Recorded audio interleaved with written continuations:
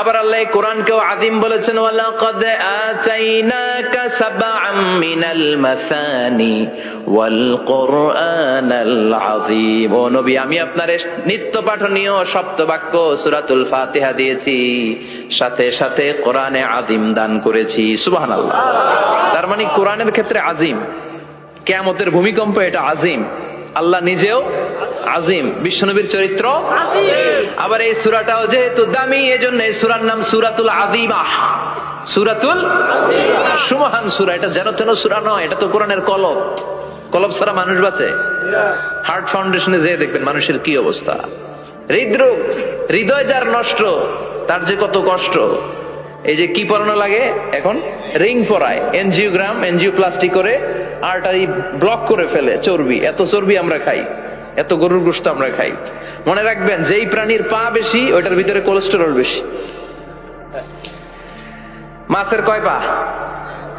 হ্যাঁ, নাই, এখানে নাই, মাছের পাটা নাই, কোলেস্টেরল নাই। মুরগির কয় পা? জোরে বলতে হবে। তার মানে কিছু কোলেস্টেরল আছে না নাই? গরুর কয় পা? কোলেস্টেরল বেশি না কম? এইবার কোন চিংড়ির কয় পা?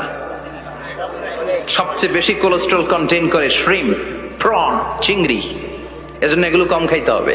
তবে 40-এর আগে যারা আছেন ধুমায়া খান, 40-এর পরে এই যে মাটন, ল্যাম্প, ছাগলের গোশ, খাসির গোশ, চিংড়ি, এগুলো আপনার ডায়েট থেকে বাদ দিয়ে দিতে হবে। বুঝতে পেরেছেন? এজন্য এই সূরাটা যেন তেন সূরা নয়, এটা তো কোরআনের কলিজা, হার্ট, হৃদয়। এজন্য সূরাটা সূরাতুল আযীমা। সুবহানাল্লাহ পড়েন।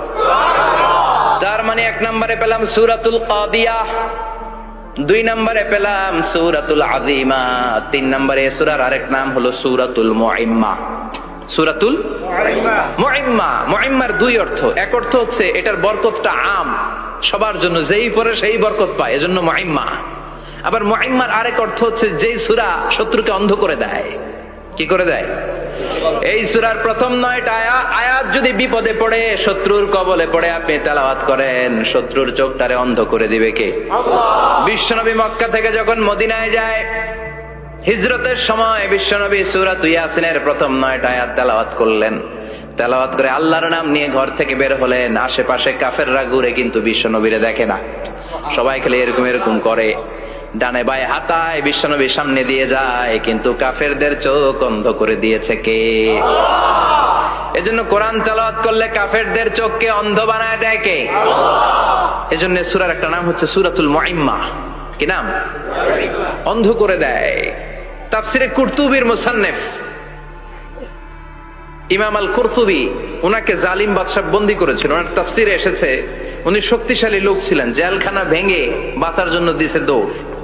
উনারেও ধরার জন্য জালিম বাদশার সৈনিকেরা ঘোড়া নিয়ে রওনা হয়েছে। উনিও দৌড়ায়, ঘোড়াও পেছন থেকে আসে। ওমিয়া মানুষ কি ঘোড়ার দৌড়ের সাথে পারে?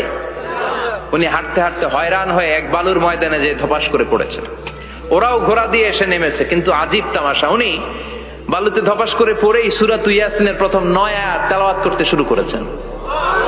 ওরা নিচে নেমে ডানে বায়ে সামনে পিছনে খালি খুঁজে, কিন্তু দেখে না, সামনে কিন্তু বসা। ওদের চোখটা অন্ধ করে দিছে কে? আল্লাহ। বিশ্বাস হয়? ঈমান হয়? এজন্য বিপদে পড়লে সূরাতুল ইয়াসিনের প্রথম 9 আয়াত পড়তে রাজি আছেন? আল্লাহ তুমি তৌফিক দাও। আর জোরে পড়েন আমিন। এজন্য আল্লাহ চমৎকার ভাবে এই সূরাটা শুরু করে দিলেন। 2টা কাটা অক্ষর দিয়ে আল্লাহ বললেন, ইয়াসিন ওয়াল কুরআনিল হাকীম ইন্নাকা লামিনাল মুরসালিন আলা সিরাতিম মুস্তাকিম। পড়েন সুবহানাল্লাহ। ইয়াসিন। সূরাটা শুরু করলেন কি দিয়ে? ইয়াসিন। এটা কি কোনো বাক্য? এটা কি কোনো শব্দ? এটা কি অক্ষর? 2টা। প্রথম অক্ষরের নাম, দ্বিতীয়টা আওয়াজ করে বলেন, প্রথম অক্ষরটার নাম, দ্বিতীয়টা। খুব চমৎকার না? বাক্য দিয়ে এই সূরাটা শুরু করে নাই। যেমন ইযা জুলজিলাতিল আরদু জিলজালাহা, এই সূরার প্রথম আয়াত, এটা একটা বাক্য না? আচ্ছা। ওয়াদ-দুহা ওয়াল-লাইলি ইযা সাজা, বাক্য না? কিন্তু ইয়াসিন, এটা কি কোনো বাক্য? এটা কি কোনো শব্দ? না, এটা কাটা 2টা অক্ষর। সুবহানাল্লাহ পড়েন। আল্লাহ 114টা সূরার প্রায় 29টা সূরা এরকম কাটা কাটা অক্ষর দিয়ে শুরু করেছেন। সুবহানাল্লাহ নাই?